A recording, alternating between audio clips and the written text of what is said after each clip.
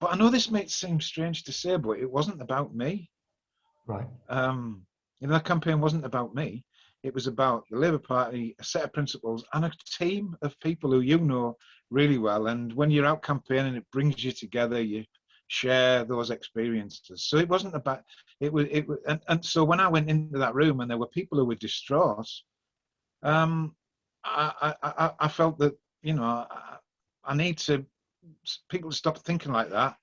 Don't be downhearted. We move on from here. Wherever we go, we will move on. We'll pick ourselves up because that's what you do. So I didn't feel any sort of personal sense of embarrassment or loss. Not at all, really. Beautiful. Thank you for that. Interesting comment there about it wasn't about you and you as an individual, but the party and the values and policies that you were standing on and to promote. I mean, given your time in politics in all kinds of ways, I suppose, from personal interest to being formally involved. I remember, I think you were on the executive of the last Labour administration here to do with social cohesion in particular. I think is something that I heard you talk about, which we could explore tonight. But if it wasn't about yourself, is it a case of, do you think we've gone too far down the road of personality politics? That the individual's personal standing, obviously they have to be, of an individual of a certain standard in terms of their own profile, I suppose, and their own values and ethics that they stand by. I accept that, but do you think we've gone too far, or are we on a continual curve where policies and party affiliation means less, but individual personalities mean more? And I don't just mean about the Labour Party, I just mean in general, across the board, really. Is that line continuing and you don't see it stopping, or? Well, I can remember throughout my sort of political involvement over many years, I've seen that a lot, that class alignment, that belief that the Labour Party are the party of working people, has been eroded, and I think we need. I'm just trying to look at that and come to terms with what that means for us, and that's been happening over a long period of time. So I think that we need to be very honest with ourselves. I think that if you stand for any of those positions because of some narcissism or some belief that you are the chosen one, you are the right person to do this, then your personality, that will come out in your personality. But I think the lack of authenticity that will be alongside that will show through eventually, and I think people will see through that. I think that one of the reasons that I believe that Jeremy Corbyn attracted lots of people to the party, and in 2017, lots of people who actually voted for us probably for the first time, was about the fact that Jeremy was what he was. What you saw was what you got, and the old cliche about politicians saying one thing and meaning another, or saying one thing and doing another. I don't think anybody could ever accuse Jeremy Corbyn of that. So I think that don't get me wrong, we're all flawed human beings, aren't we? And I do worry that sometimes if you defend Jeremy Corbyn or you declare yourself as a supporter of Jeremy Corbyn, you will attract people who will say he was flawed and he didn't do this and he didn't. Well, of course, we're all human. But one thing about Jeremy that I liked, I shared his politics, I shared his vision of not only of our country but of the world, and he was very authentic. You knew he was saying what he meant, not just saying what is popular. You can only get away so long with just being populist, because there are many opinions out there as there are members of the public. So you're not going to please everybody. But I think if you're consistent, you'll build trust with people. So I think being populist, but I do think you've got to be a good communicator. I think that's absolutely essential. And I think making full use of social media, and through that making yourself accountable, reaching out to people, listening to people. I Mm. think that's absolutely essential. So, yeah, people's political affiliations have changed. You do need to be a good communicator, but I remain a member of the Labour Party because the principles of the party are the ones that are very dear to me. I think there's a lot to go over there, but just to move forward a little bit.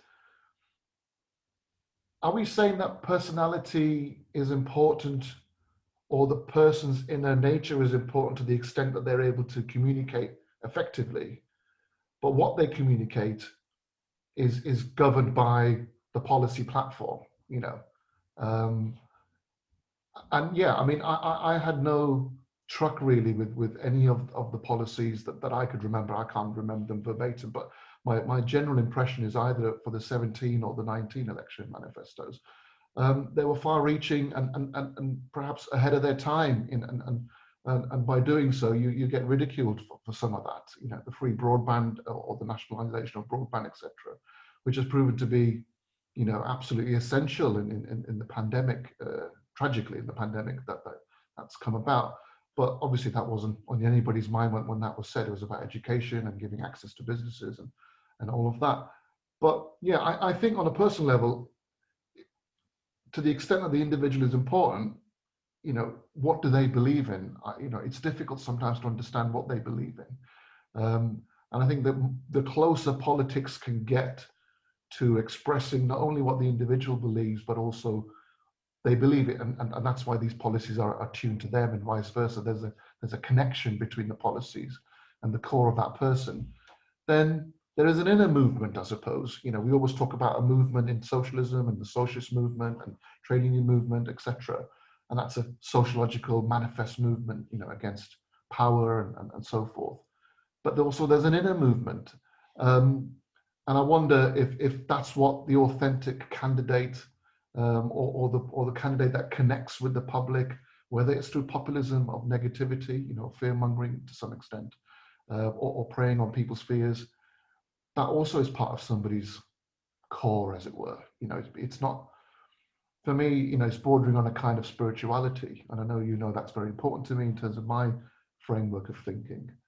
So yeah, I think the minute you go from policies to an individual and communicating it, you sort of gone away from sociology. You've gone away from you know, analysis. You've gone to an actual individual and what they mean and what they believe in.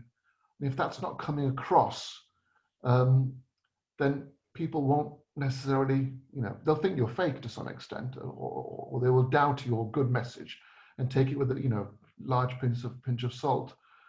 How do we deal with that? How do we overcome? How do we, every candidate that's selected, how do we help them communicate effectively? What obstacles can we remove in front of candidates as members of parties or members of unions, etc.?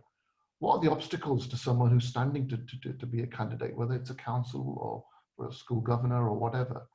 What do you have to overcome, I suppose, in here as well as out there?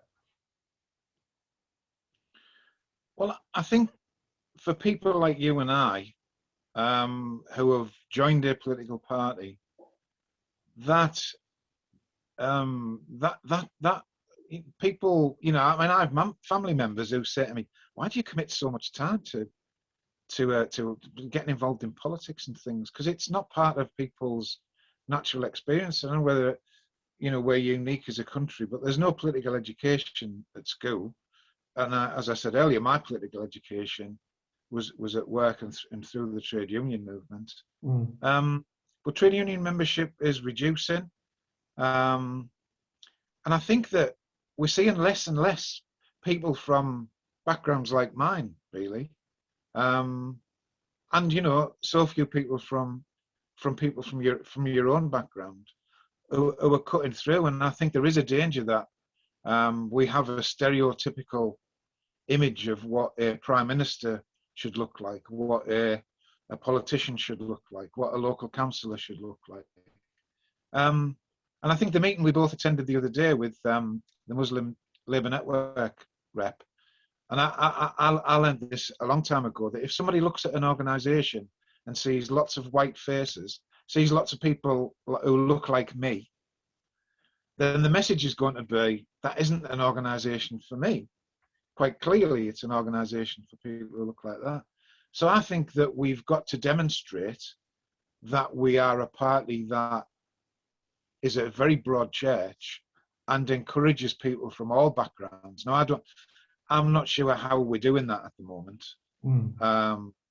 Again, I think that we tend to produce the same sort of person with the same style, and that authenticity sometimes is missing as well, because people feel that they've got to sound like a politician and behave like a politician. And I think that's quite an exclusive. That's quite exclusive. We've still got a long way to go. It's a skill, isn't it? I mean, let's not sort of mince our words in a sense. To be a politician, or to stand at any level of elected role, there are skills associated with it. Detail, subject matter expert. Knowing your brief. It's a very stressful role by the sound of it. And on one level, why would you want to put yourself in that position? Unless there was a massive passion behind the scenes, and you believed in the policies that the party was going for. So there are huge obstacles in terms of, I don't want to put anybody off, obviously, but it's a serious position. It's not to be taken lightly, in my view. And so I think you've got to approach it with a degree of respect as to what you do.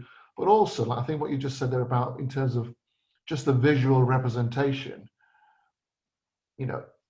sometimes it can sound too grandiose. If somebody, it needs to be said quite clearly. Look, it doesn't matter about your education level. It doesn't matter about where you come from or whatever. Obviously, that's a very open and naive thing to say to some extent. But I don't know if we do enough to promote that, to make that say, look, you don't have to sound a particular way. You don't have to speak in a particular way. You don't have to dress in a particular way to feel as though you are, open to come forward. So I think there's something to be done there to demystify, and sort of, maybe there's a sense of elitism about it, in terms of, look, you have to be a certain look or presentation. I don't just mean about color, but I just mean in terms of skill set, I suppose. So I'm sure there's a lot to be done there. But what can I just say on that one? I mean, I spent most of my professional career as a community development worker, working in disadvantaged communities and convincing people who had very little confidence, who saw politicians, whether they were local councillors, police officers, people in authority, as being on a completely different level to them. And working with those people and convincing them that they exercise so many skills just to get through their daily lives. People who were living on the margins, people who were dealing with family members who had substance abuse issues. They had a level of expertise that nobody in most local authorities would ever have. Managing a family budget on an absolutely frighteningly tight sort of level. But being able to do that and explain to them that was a level of financial expertise that, again, probably doesn't exist in the local authority. And I think there is that. And I've always said that, people will say, I don't understand local government. I don't know how it works. I couldn't possibly go in there. I think that's a major advantage, not understanding local government in lots of ways, because you will ask questions that people have never asked because they've always accepted that that's the way things were. And that's so important in any organisation, that they hear voices from a completely different perspective and different background, that you should never underestimate how important that is. Yeah, I think that that's the message I would give to people who would say, no, they're being on the councils for somebody who's really, really clever and understands local government finance and whatever. Absolutely not. Local authorities employ people to be experts in local government finance. You just need to know, what the priorities should be. Absolutely, yeah. I would endorse that message. Just moving on a little bit now to dialogue itself. I mean, we've been chatting now for a few minutes and sharing a few things. how do you feel about community cohesion, as it were, and dialogue, how that can help? Personally, I mean, I don't buy into the phrase community cohesion as if, you know, people have to be corralled in a certain way to stay in this sort of cohesive kind of way and sort of tolerate, you know, that there's a problem with toleration in terms of my thinking, in the sense of you sort of, there's a degree of resistance involved in toleration. And you know, how do we move forward to being with people and accepting? And I'll give you a little anecdote, which sort of reminded me again last night as to why I wanted to do this, you know, reach out to you today, just spontaneously. Been thinking about it for quite some time, but never really moved it on. And I thought I'd just bite the bullet and just give you a call, and we'll try and do this this evening, as it were. So actually, it was in your campaign. I was door knocking, and in the days where you could knock on somebody's door.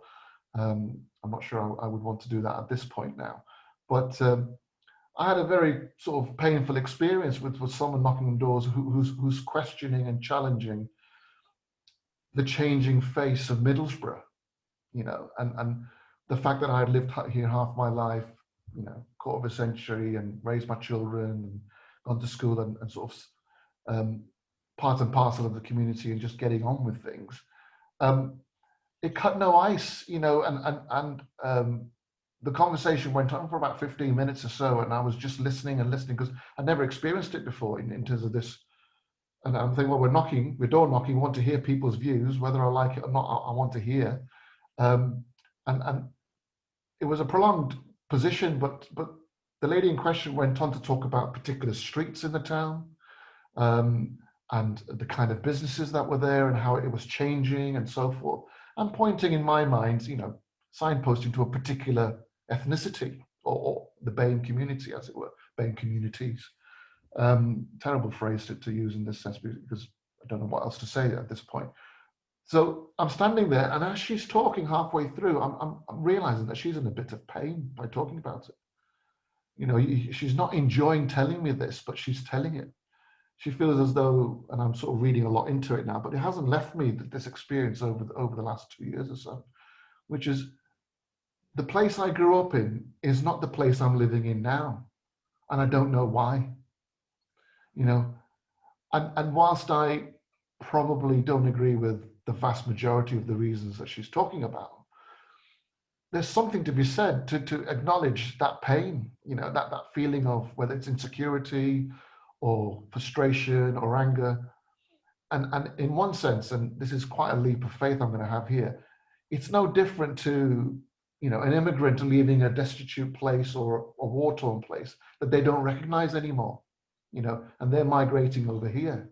And by doing so, this individual is feeling as, you know, and things are different.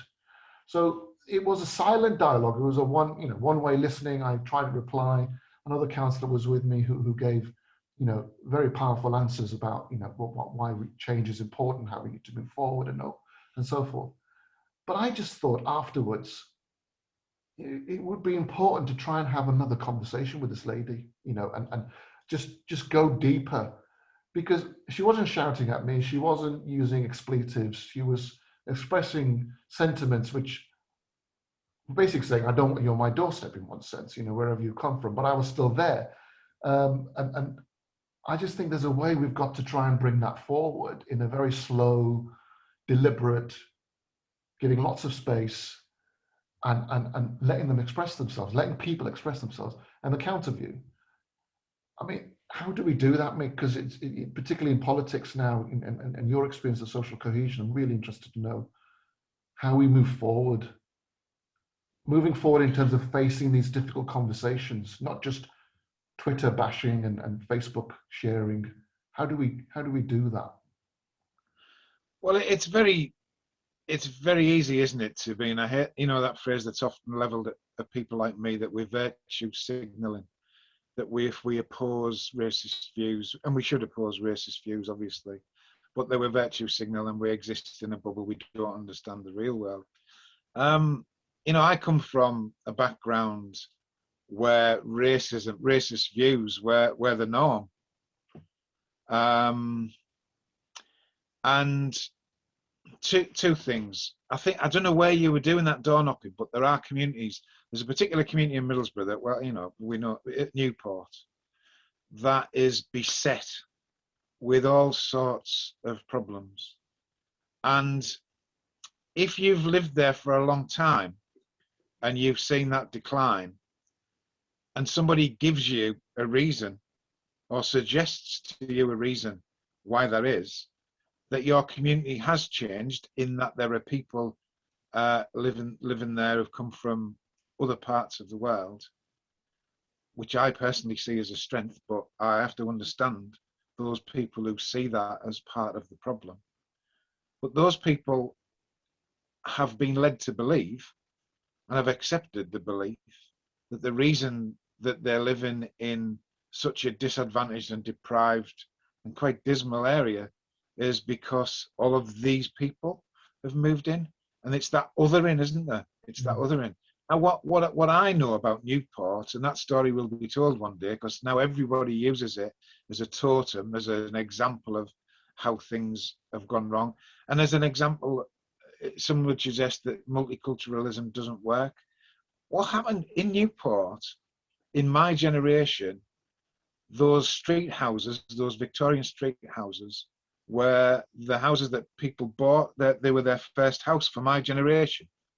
You got on the property ladder by buying a house in Newport or North Ormsby, spent a bit of money on it, and then you moved on to other places, Acklam or wherever. The housing market for those type of houses absolutely collapsed. It absolutely collapsed. There was people got out as soon as they could. The property prices fell further. And the last Labour government appreciated that something needed to be done about this, because housing markets can't just be left to their own devices, because we can see where that ends. And they introduced something called the Housing Market Renewal Fund. And I worked on that in Hartlepool, but I won't bore you with that detail. The fact is that the people try to understand why the things that are going on around them are going on. And there are politicians out there who will give them somebody to blame, knowing that that those politicians are saying, I'm on your side, I'm not on their side. They're the bad people, you're the good people, I'm on the side of the good people. And all that does is just widens those divisions. Now, when I walked down Parliament Road and spoke to Kurdish young men, to Romanian shopkeepers, to people from Africa who had shops and who lived there, I just felt so excited by the whole world had come together in this place, sharing its culture, sharing its food, sharing its languages. And how do we get people to see the positive side of cultural exchange and awareness of other cultures? How do we do that? Now, I think at the moment, because we're so polarized as individuals and communities, it's much easier just to continue the blame game and the fear game. The thing is that people have come here from all over the world forever. My grandfather, who fought in the Second World War and was in Palestine for a very long time, made friends who were Jewish people and Palestinian people, who actually came to visit him in a council estate in Middlesbrough. Years later, they'd be going to visit family in America and would stop off in the UK and would seek him out. Wow. And I remember as a young child, that I wasn't hearing that from anywhere else. And my grandfather was a great role model for me. So I think it's perhaps been easier for me not to be prey to suggestions that people from other cultures coming in is a bad thing. And if people in Middlesbrough love a good curry, there will have been a time in Middlesbrough when the thought of having a curry would have been outlandish. All of the great things, all of those new ways of thinking, new foods and flavors, that really for me is part of the human experience. And we've got to open up people's hearts to that. I'll finish on this story, because I've got lots of stories about people with racist views that I've engaged with that have made me feel angry, frustrated.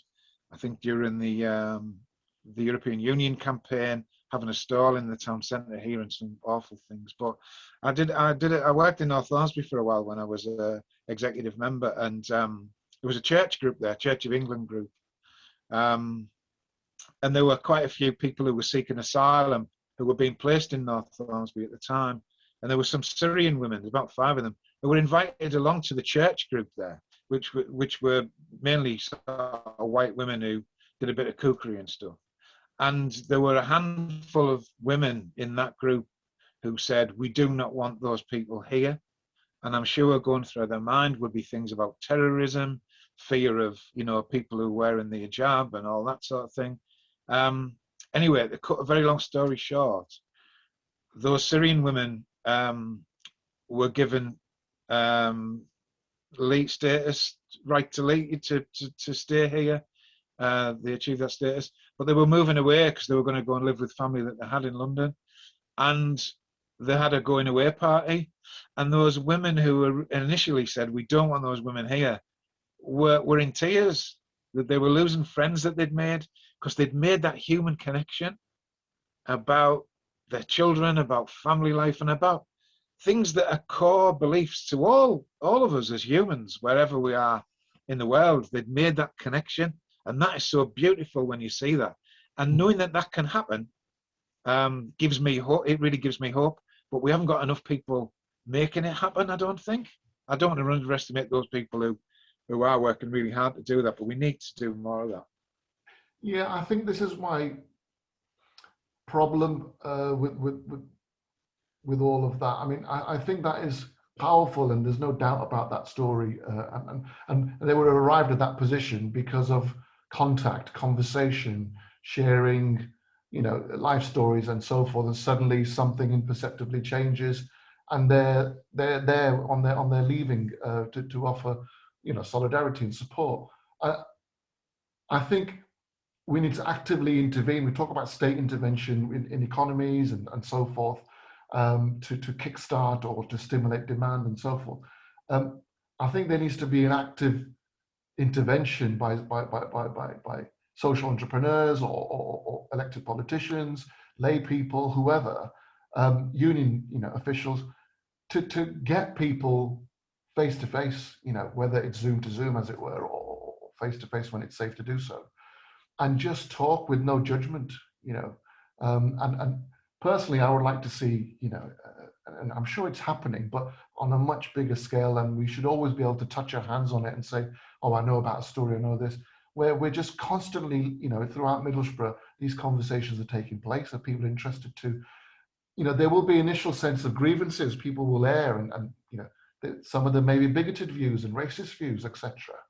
But I think if we truly believe that the better life is a more wholesome and equal life to live, then that should overcome that racism by exposing it to some extent. You have to have some degree of support to let it happen, but also giving voice to the person who may be stumbling. I'm being very generous here because maybe I shouldn't be, because it's sort of letting the door open a little bit, but to negativity. But maybe that the person or the individual who is stumbling to express themselves, their vocabulary is coming across in a racist way with racist undertones, and it's probably unconscious to them. You seem to do unconscious bias training and so forth.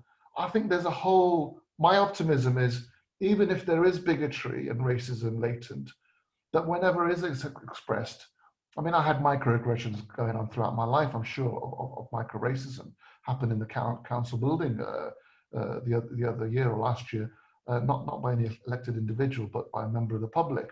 And you let it go, you move on, or you complain about it, but I'm sure there will be an opportunity to have a conversation with someone, and I don't think there's enough of that happening. It doesn't feel like that to me. So I am a bit nervous that avenue, if it's not opened up, could create a pressure cooker environment in people's minds, and then suddenly the decision to make a vote in a particular election is motivated out of grievance rather than motivated out of transformation. And there'll come a point very soon, because we know where the climate is going, or headed from all the information that we're told, that when people ask the racist question, well, where are you from? You know, as happened to me, where have you come from? That question will be removed, because everyone will know where people have come from, because their place of residence is underwater now, you know, or landslides are destroying their habitat where people used to live. The climate crisis will somewhat remove those questions. But if you haven't gone deeper, then I think it could become more problematic. So I'm looking to people like you, I'm looking to other people in the community, whoever they are, who have authority and position to foster that urgently. So I think for me, dialogue is very important, as you said. One thing I want to move on to is spirituality. I don't want to stray too much into it tonight, but as much as you want. You did mention to me before in our conversations that during your election campaign, you were respectfully hesitant to go into places of worship or to be around places of worship to make your pitch, as it were, saying, I'm standing as a candidate, here is my social transformation program. And you felt hesitant about doing that, canvassing, as it were, in a religious building or a setting, etc. Personally, I don't think there's a particular problem with it if it's done with the right degree of sensitivity, but I'm just curious, could you expand a bit on that as to why you felt like that, and unpack that a little bit as much as you want to, if you don't mind, Mick? Because I think that's quite interesting.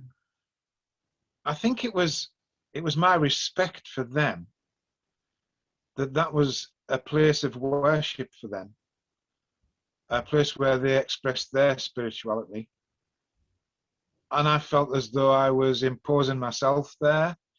But to be honest, when I did go in, I sat at the back, I listened to the imam, and I observed what was going on, and I was genuinely interested in what was going on. But I did feel my reason for being here is, having said that, to be fair to myself, when the New Zealand massacre happened, do you remember it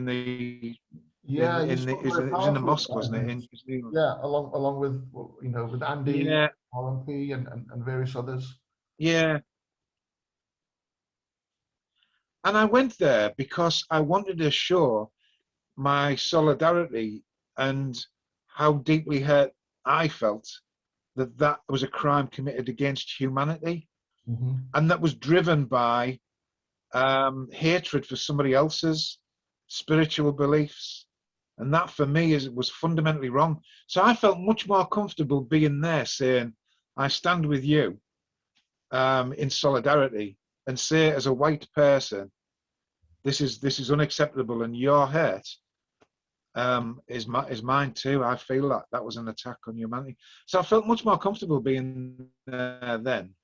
I think going back during the election campaign, I think if I could have, there was a Bangladeshi celebration. I think it was the Bangladeshi Independence Day celebrations. Right. That I was invited to as part of the campaign. And again, I didn't really feel that sense of being awkward about being there. But I don't know, I think these people were worshipping, it was Friday prayer, and I just felt it was inappropriate. And as the candidate, I mean, people used to often say to me, when I'd say, is this a good idea? People would say, you're just the candidate. You know, it's like, you'll go where you need to go. But yeah, I did feel uncomfortable. I just thought it was what is the motive here? And is spirituality, you know, a significant thread in your life? If you had to express yourself in your spiritual dimension, maybe not religious, you know, if you want to go in that direction, but what would you define as spirituality for you? Well, what is spiritual in your life? Yeah, my father was a Catholic, but my mother sort of rejected the Catholic Church, and we were brought up as Church of England. And my I don't want to speak ill of my father because I loved him, and he's no longer with us, but he observed religious activity. He wouldn't eat meat on a Friday. He would observe things that a good Catholic was expected to do. Now, I would compare that with my grandfather.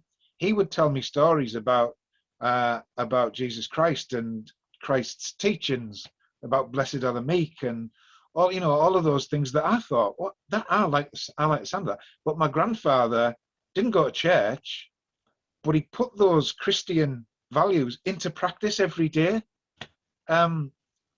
If he met somebody as he was coming home from work with his pay packet who was down on their luck and struggling, he would open his pay packet and he would give them money that he couldn't afford to give because he felt their need was greater than his.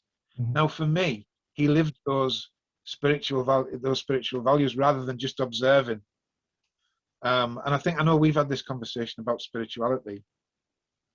So I feel a connection with other human beings wherever they're from. So that I wouldn't discriminate in any way, shape or form between people. I'd like to think that did come from my grandfather, but I think there are things about organized religion that are not just about observing rituals and being a good Christian means you go to church on a Sunday. Well, for me, being a good Christian means that you practice the teachings of the Christian faith, and the Muslim faith and others. They're all grounded in we share this planet together, and we should look after each other. I think that's right, and it chimes with me with my experiences, and with my late father, which about, I've talked to you about. But I think, despite the outward manifestations of a faith and the rites and rituals, there is a thread. I've found and I've observed that there is a sentiment, and you could call that sentiment spirituality, a sentiment to fight against injustice. Now I know it's the most radical message of Christianity is love, to love thy neighbor, and the Sermon on the Mount and all the challenges that presents. But in parallel to that, is justice, and the fair treatment of people. Well, you could have the similar sentiment expressed within Islam, within Hinduism, within Sikhism and Buddhism, etc. So I think there is more to us than what seems to be the religious garments that we wear. And if there's a way of connecting with that deeper current, which has no name, I suppose, you give it a name called spirituality, but really, in a sense, it's nameless, and that's its power. It's able to flow in all directions, I would find, if you could allow me a bit of poetic license. And my father would go into the area of mysticism, saying, look, mysticism is the world religion, as it were. Spirituality and mysticism is the world religion. That's where you can meet. Now, you can go on and saying everything is equal and everyone should live happily ever after, etc. That's a kind of naivety. Differences are important. They are to be understood, and you could consider them doors, I suppose, to walk through and learn more. So I think dialogue, for me, going back to that point I made earlier, of actual dialogue, day-to-day conversations, face-to-face conversations, allows that sort of hidden spontaneity to come to life. If you sit with an agenda, I think you're blocking that spontaneity from coming to fruition in a conversation. If you sit with an agenda saying, I'm going to throw my dogma down on the table, take it or leave it. I'm going to throw my politics down on the table, take it or leave it.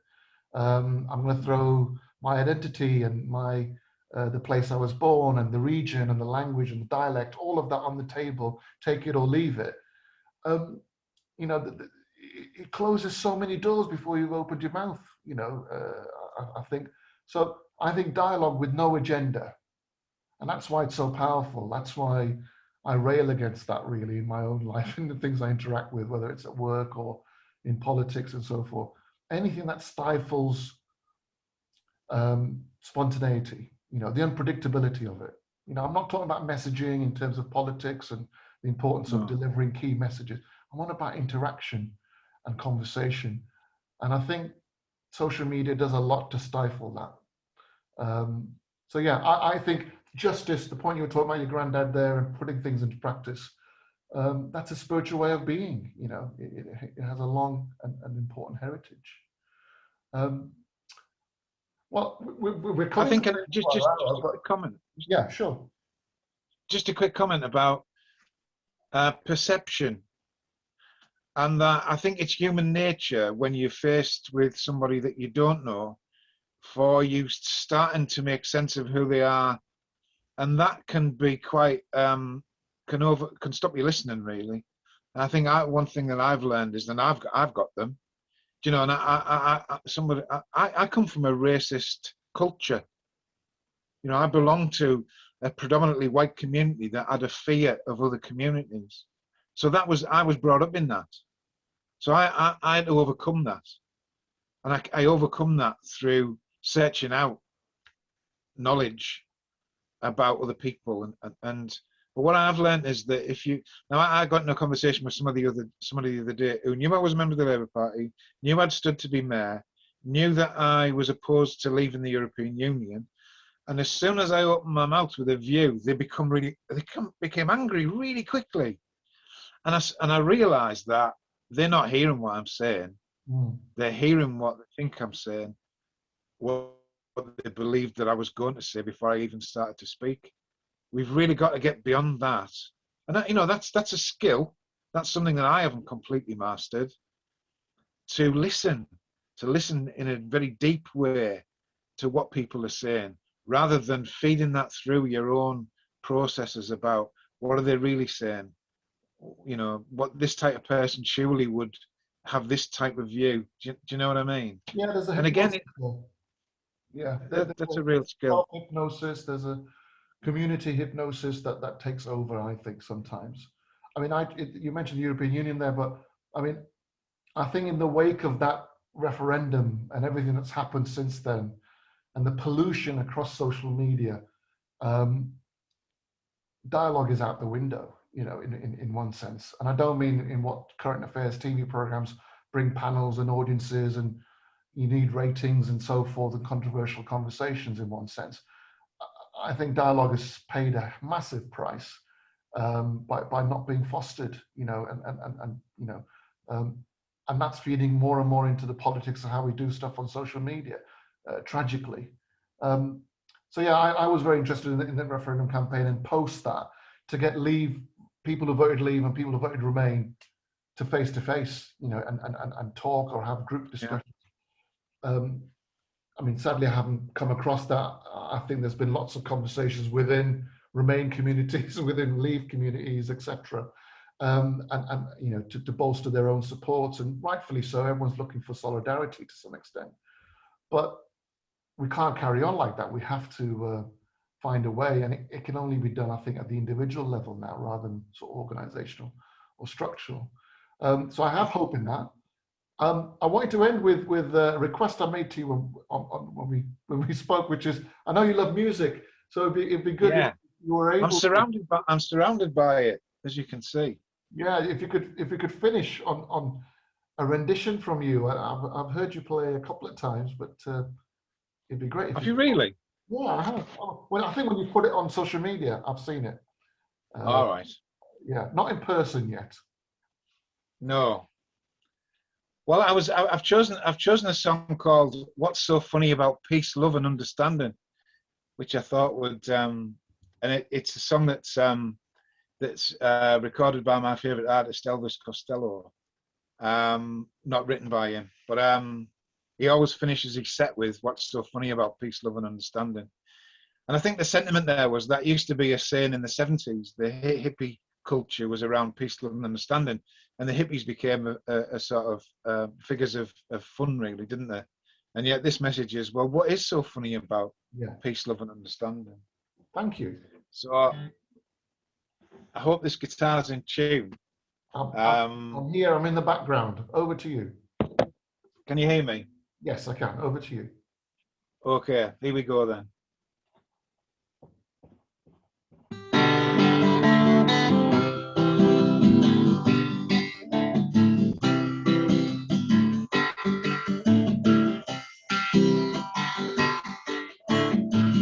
As I walk through this wicked world, searching for light in the darkness of insanity. I ask myself, is all hope lost? Is there only pain and hatred and misery? 'Cause each time I feel like this inside, one thing I wanna know, what's so funny about peace, love, and understanding? Oh, what's so funny about peace, love, and understanding?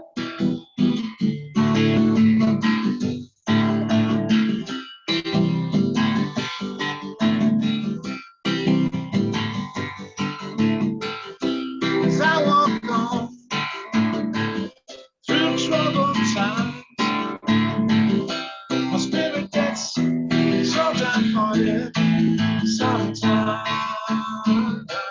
Where are the strong ones? Who are the trusted?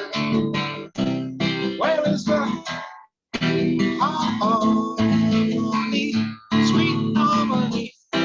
'Cause each time I feel it slipping away, it makes me wanna cry.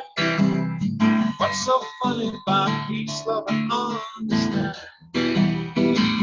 Oh, what's so funny about peace, love, and understanding?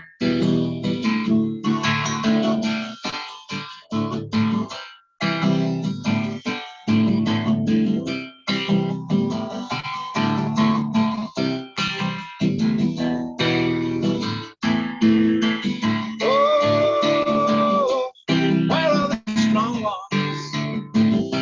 And who are the trusted? Where is the harmony, sweet harmony? 'Cause each time I feel it slipping away, just makes me wanna cry. What's so funny about peace, love, and understanding? Whoa, what's so funny about peace, love, and understanding? Whoa, what's so funny about peace, love, and understanding?